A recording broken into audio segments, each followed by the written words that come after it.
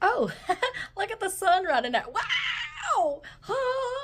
Okay, here we go, y'all. Hey, G-Mom, what's for supper? Well, I'm going to show y'all what's for supper. Y'all, if you like this series of my What's for Supper playlist and what I do, how I cook, especially how I use our home canned things in meals or something that we have preserved and put in the freezer, y'all just hang out in this playlist and this video. I'm going to show you tonight how we're going to be using some of our home canned pumpkin from 2023. Yes, all those pumpkins. And I'm going to be frying up some pork chops. It's going to be smothered in gravy. And I'm going to be frying up some of our squash over here. So y'all just come along with me and watch me work. I took our frozen squash out of the freezer, let it thaw, drained the water off of it, and I have got a bag here full of flour, a little bit of cornmeal to make it crunchy, some seasonings of my choice. I'm just going to take this squash, batter this up right quick. I have got some lard melting and heating up in a Dutch oven to deep fry this squash in. I had 2 pork chops resting in the refrigerator with some salt, kind of like brining them up and tenderizing them a little bit. If you don't know this method, oh, you don't know what you're missing. Take out your desired meat that you're cooking, put it on a plate, coat it really good with salt on both sides, stick in the refrigerator, let it rest for an hour or even more, and it helps tenderize it, and that salt just soaks down into that meat. And if you know anything about pork chops, they're bland in taste and they get dry really quick, but this salt really helps this trick.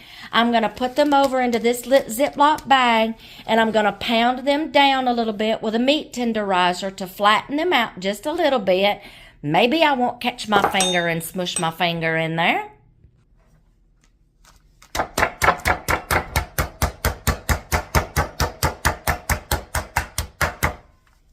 You're going to do a little of that. And a little more to this side. You're beating the salt down into the meat a little more for flavor. You're tenderizing it, and we're going to coat these in this same Ziploc bag. I'm just going to put some more seasonings of choice in here. You can put in your pork chops whatever you want. I'm adding a little bit of garlic powder. We're going to kind of be heavy with the garlic powder because I also am going to be adding flour to this bag. I'm not really dredging these in an egg and milk wash. I've done this before and it still turns out fine.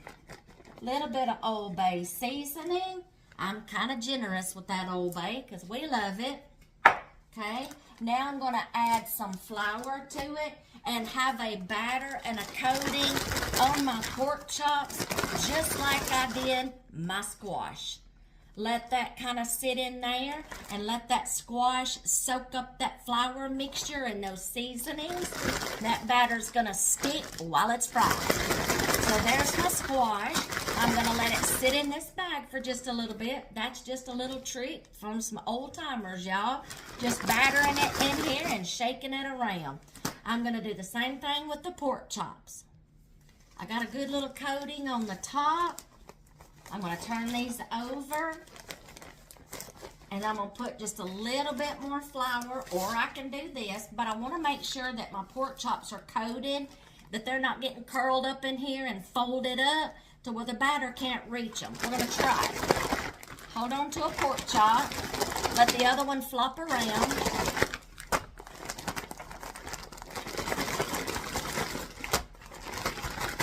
Make sure they get good and coated. I'm going to open this up to see. Oh yeah, they're good and coated. Now this one folded up, but I'm going to toss it around just like that. Make sure it gets good and coated in that flour. Let me show you what it looks like. Look at there. Good and coated. Kill that sunshine's coming in my window. It looks wonderful. All right. Now, we're going to let that kind of hang out just a minute. Soak up those flavors into that meat.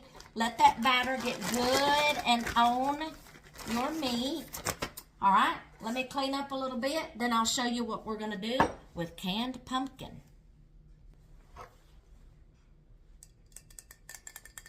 I have so many options for this pumpkin. I can just open this jar up, put it in a pot, let it simmer just a little bit, heat it up, season it like I want it. I can put this on a baking dish, a baking sheet, roast it.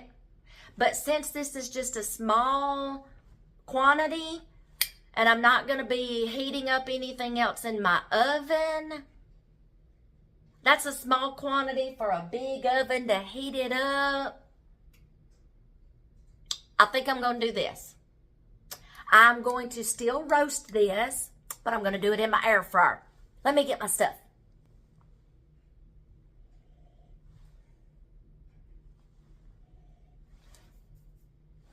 Clean fingers.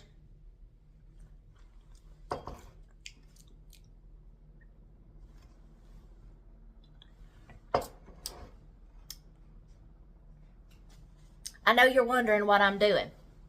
When I canned this pumpkin 5 different ways. Okay?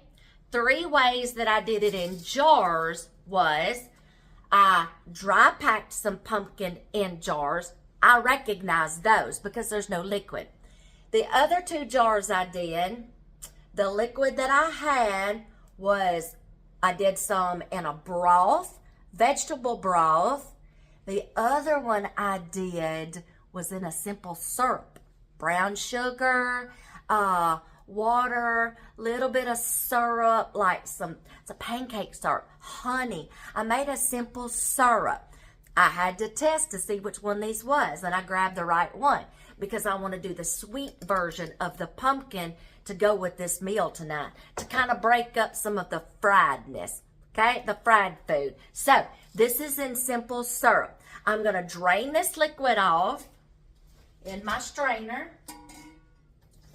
Don't worry, it still has that simple syrup flavor. I don't want to tear my pumpkin up. I don't want it to get mushy on me. We're going to strain it. Now, I'm going to let that strain for a second. I have lined my air fryer tray with some aluminum foil.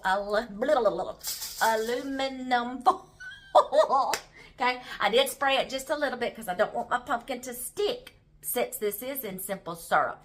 Ooh, okay, so I don't want it to stick once it starts caramelizing.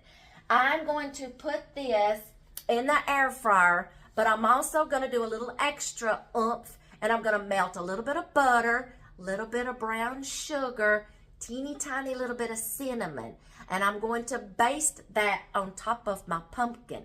Aha! You get it now? Then I'm going to put it in my air fryer and just roast it up just for a few minutes. Let me get it prepared. My butter's melting with my brown sugar.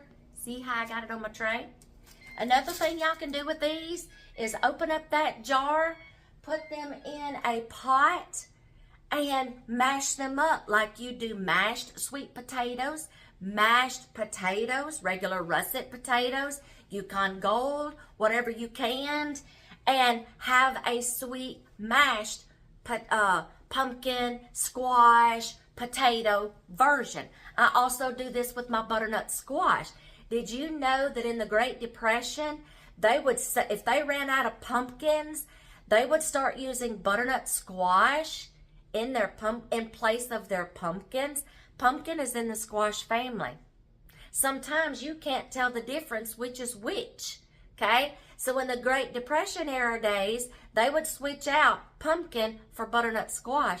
They squeezed in butternut squash to puree it up to use in pumpkin pies. So I can use them interchangeably. I do that with my butternut squash, and I will season it the same way. Butter, brown sugar, a little bit of cinnamon. You can't tell the difference between both of them. I'm going to grab my cinnamon, and we're going to baste this pumpkin. I'm going to spread the melted butter and brown sugar over every pumpkin piece, making sure I don't miss any. I want some of that goodness in every bite. Whew, pumpkin is all basted. We're fixing to get it in the air fryer. Y'all excuse me, I had to go put my hair up. It's starting to get hot in here. And all of a sudden, we just got cloudy all of a sudden. Wonder if we got rain coming. We just might. Okay, and I had to change towels. That other one just got a little nasty. Okay, so we're going to get the pumpkin in the air fryer. I'm guessing, y'all, okay, since this is canned pumpkin, it's not going to have to roast that long or bake that long. So I'm going to guess, like, we're going to do like 350, maybe 325.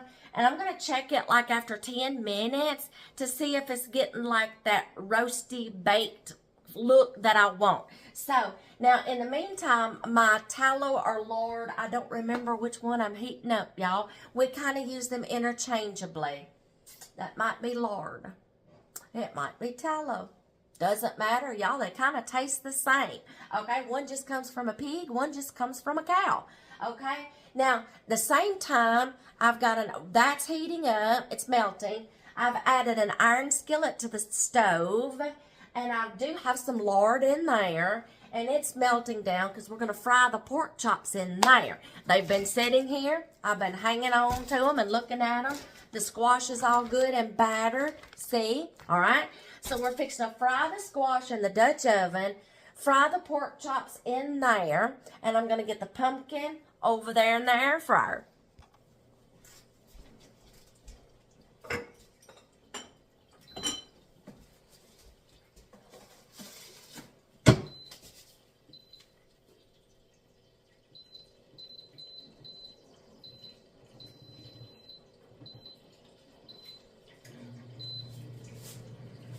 There we go. This little air fryer kind of acts like a stove, you know, because it's got the trays.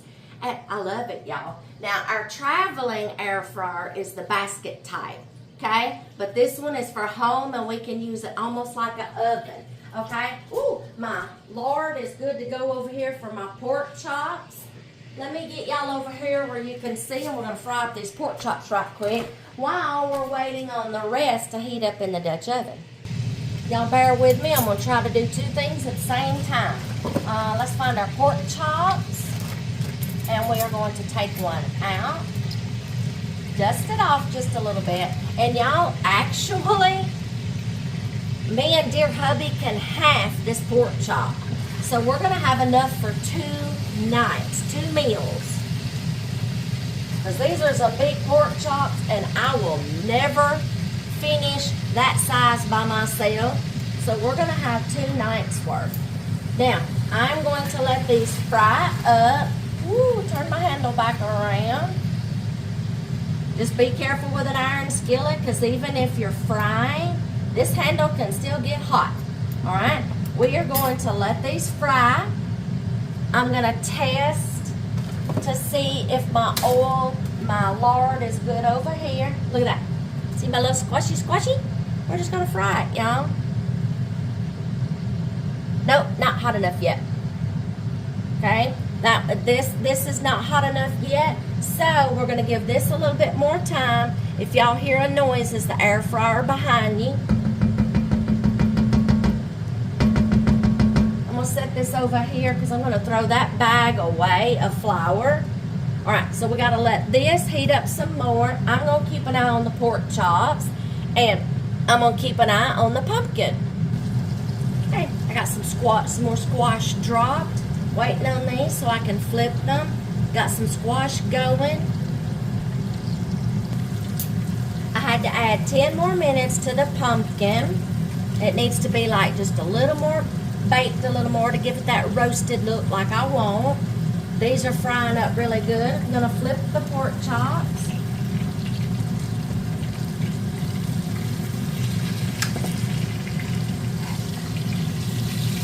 Ooh, look at that. Look how golden.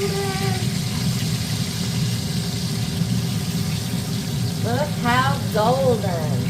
All right, give those a little bit on that side. We're going to give these a little stir. I'm going to take these out Put them in a bowl with lined paper towel. The pork chops are going to go on a paper towel lined plate when they get done. And I'll keep doing this process right here until all of the squash are done, just like this. Did I tell y'all what we were going to put on the pork chops? Ooh, I didn't. We are going to put some gravy on top, some white gravy that we had left over from breakfast. I made a little more gravy than I did biscuits. You know how like you make more noodles for your spaghetti than you do sauce and meat? I do it every time. Don't feel bad. It's not going to waste. We're going to use some of that breakfast gravy, and we're going to smother those fried pork chops in that gravy. I'm going to be waiting on the pumpkin to finish. I'm going to rotate the squash out, wait for the pork chops to finish, and then when all this comes out, I'll let you see what it looks like, then we'll plate it up. Here we are. Pork chops are ready. Roasted pumpkin is ready. Fried squash is ready. Let me show you what it looks like. Fried pork chops. Fried squash. Roasted pumpkin. We are fixing to plate this up, and we're going to sit down and enjoy our supper. We're going to smother those pork chops in some gravy, and we're going to enjoy tonight's meal, okay? I'll let you see what it looks like when we get it plated up, so you'll get a little visual and maybe some smell-o-vision. And there you have it, all plated up. Southern fried pork chops with gravy, roasted pumpkin, and fried squash. Doesn't that look delicious? I hope you can smell it, because it smells good in here. Y'all, if you like our videos where I am cooking or baking and making nutritious meals for my family, whether I'm using something that's been frozen and preserved in a vacuum seal bag in the freezer, or it's coming out of a jar that I've canned and preserved, y'all be sure to check out my 4D Farms What's for Supper playlist right here. Y'all hang out on that playlist and watch some more videos, and maybe it'll give you some ideas. Right there. We'll see y'all in the next one.